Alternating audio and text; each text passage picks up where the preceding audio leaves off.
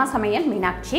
இன்றைக்கி சிம்பிளாக ஒரு லஞ்ச் மெனு தான், வெஜ்ஜி தான் பண்ண போகிறோம். என்ன பண்ண போகிறோம் அப்படின்னா கருணைக்கிழங்கு வச்சு ஒரு குழம்பு பண்ண போகிறோம். ஏற்கனவே நான் கருணைக்கிழங்கு வச்சு உங்களுக்கு நிறைய ஐட்டம் செஞ்சு காமிச்சிருக்கேன். இது தேங்காவே இல்லை அப்படின்னா வீட்டில் என்ன இருக்கோ அதை வச்சு நம்ம இந்த குழம்பு எப்படி பண்ணுறதுன்னு பார்க்கலாம். அதுக்கப்புறம் காராமணினா பச்சையாக இருக்கும் இல்லைங்களா, அந்த காராமணி பொரியல், வாழைக்காய் வறுவல், இதுதான் நம்ம பார்க்க போகிறோம். வாங்க எப்படி பண்ணுறதுன்னு பார்க்கலாம். இப்போ இந்த கடாயில் வந்து நம்ம 1 ஸ்பூன் அளவுக்கு எண்ணெய் போட்டுக்கலாம். ஒரு 3/4 ஸ்பூன் சோம்பு சேர்த்துக்கலாம். 1 ஸ்பூன் அளவுக்கு உடச்சக்கல்லை வச்சுருக்கேன், அதையும் இதில் சேர்த்துக்கலாம். முந்திரி பார்த்திங்கன்னா ஒரு 10 பீஸ் வச்சுருக்கேன். இது வந்து தேங்காய் நான் சேர்க்காமல் செய்கிறேன். உங்களுக்கு வேணும்னா நீங்கள் தேங்காய் சேர்த்து கூட இது பண்ணிக்கலாம். ஒரு 1/2 ஸ்பூன் அளவுக்கு மிளகு,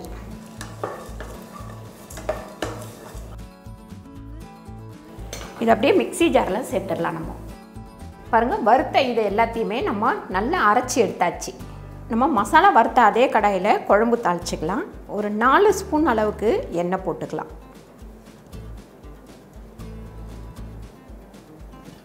அரை ஸ்பூன் அளவுக்கு கடுகு சேர்த்துக்கலாம். ஒரு 3 வெங்காயம் பொடியாக நறுக்கி வச்சுருக்கேன், அதையும் இதில் சேர்த்துடலாம். கொஞ்சமாக கருவேப்பிலை சேர்த்துக்கலாம். குழம்புக்கு தேவையான அளவு ஒரு 1/2 ஸ்பூன் உப்பு சேர்த்துக்கலாம். ஒரு 1/4 டீஸ்பூன் அளவுக்கு மஞ்சள்தூள் சேர்த்துக்கலாம். தக்காளி ஒரு 4 தக்காளி நறுக்கி வச்சுருக்கேன், அதுவும் இதில் சேர்த்துக்கலாம்.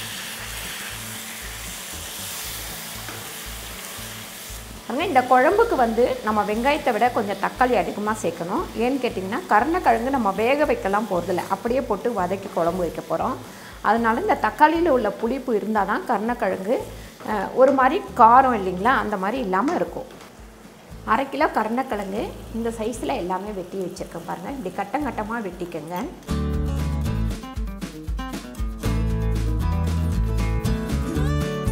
கருணைக்கிழங்கு போட்டதுக்கப்புறம் ஒரு வதக்கிடலாம். வதக்கிட்டு இப்போ தனியாத்தூள் வந்து ஒரு 3 ஸ்பூன் சேர்த்துக்கலாம்.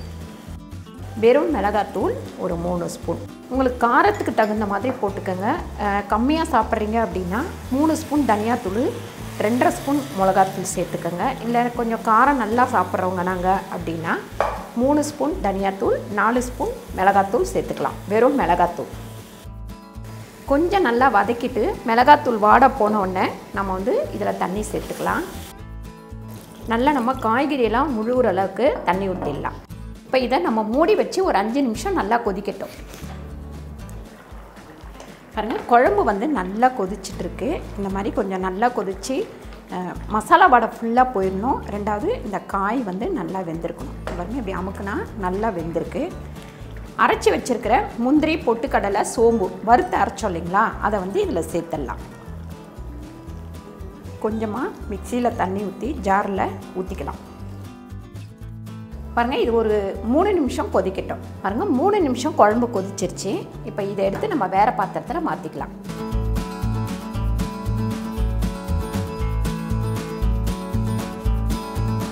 இப்போ நம்ம காராமணிக்கு ஒரு 2 ஸ்பூன் எண்ணெய் போட்டுக்கலாம். ஒரு 3/4 ஸ்பூன் அளவுக்கு கடுகு சேர்த்துக்கலாம். 2 வெங்காயம் நறுக்கி வச்சுருக்கேன், அதையும் இதில் சேர்த்துக்கலாம். இப்போ இதில் கருவேப்பிலை கொஞ்சம் சேர்த்துக்கலாம். பாசிப்பருப்பு 1/2 ஸ்பூன் வச்சுருக்கேன், அதையும் இதில் சேர்த்து வதக்கிக்கலாம். 1 ஸ்பூன் அளவுக்கு உப்பு சேர்த்துக்கலாம். 1/4 டீஸ்பூன் அளவுக்கு மஞ்சள்தூள் சேர்த்துக்கலாம். இந்த மாதிரி நீட்டு வாக்கில் நறுக்கி வச்சுருக்கேன். ஒரு 3/4 கிலோ காராமணி, இதுவும் இதில் சேர்த்து நம்ம தண்ணி ஊற்றி வேக வச்சிடலாம்.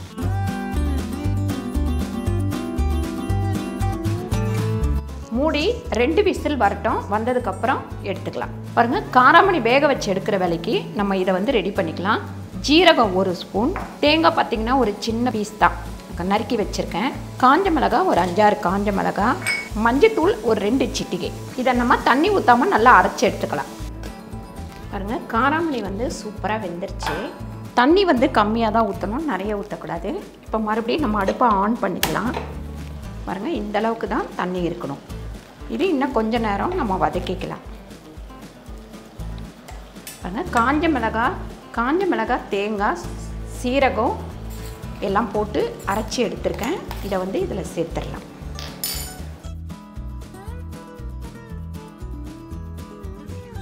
நம்ம கொஞ்சமாக மஞ்சத்தூள் போட்டு வேக வச்சோம்னா கொஞ்சம் பழைய காய்கறி, அதாவது அவரைக்காய், பீன்ஸு, இந்த மாதிரி காராமணி இதெல்லாம் வந்து ஒரு 2-3 நாள் ஆயிடுச்சு அப்படின்னா கொஞ்சம் கலர் கம்மியாயிடும். கொஞ்சமாக மஞ்சத்தூள் போட்டு வேக வைக்கும் போது வேக வச்சோம்னா இந்த மாதிரி ஃப்ரெஷ்ஷான கலர் நமக்கு வந்துடும்.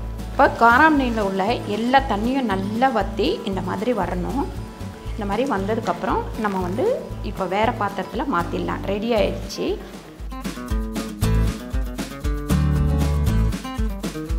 வாழைக்காய் வறுவலுக்கு ஒரு 5 ஸ்பூன் கிட்ட எண்ணெய் போட்டுக்கலாம். வாழைக்காய்க்கு தேவையான அளவு நம்ம உப்பு சேர்த்துக்கலாம். ஒரு 1.25 ஸ்பூன் உப்பு சேர்த்துக்கிறேன். இந்த வாழைக்காய் வந்து ஒரு 4 வாழைக்காய் இந்த மாதிரி கட் பண்ணி வச்சுருக்கேன். மஞ்சத்தூள் ஒரு 1/4 டீஸ்பூன் இதில் சேர்த்துக்கலாம். அந்த வாழைக்காவை நல்லா இப்படி கிண்டி விடுவோம்.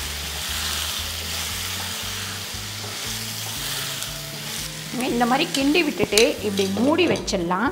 ஒரு 3 நிமிஷம் இப்படி மூடி இருக்கட்டும். பாருங்கள், 3 நிமிஷம் இப்படி மூடி வச்சுட்டு இப்படி எடுத்துருங்க.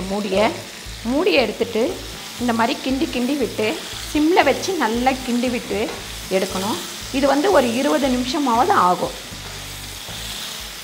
நான் ஏன் உப்பு வந்து கடாயிலே போட்டேன் அப்படின்னா, வாழைக்காய் வேகும் போது கடாயில் வந்து ஒட்டிக்கும். உப்பு வந்து நீங்கள் எண்ணெயில் போட்டுட்டீங்க அப்படின்னா கடாயில் வந்து ஒட்டாமல் வரும்.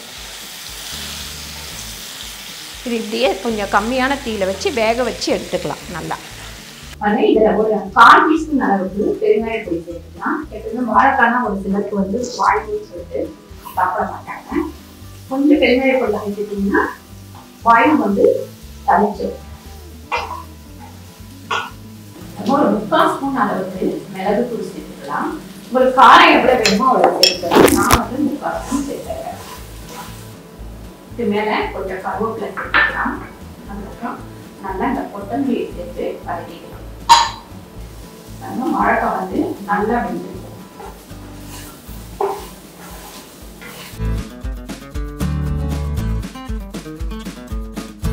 ரொம்ப சிம்பிளான லஞ்ச் மெனு ரெடி ஆயிடுச்சு. வெஜ்ஜி தான், சூப்பராக இருக்குது. நம்ம பரிமாறிக்கலாம்.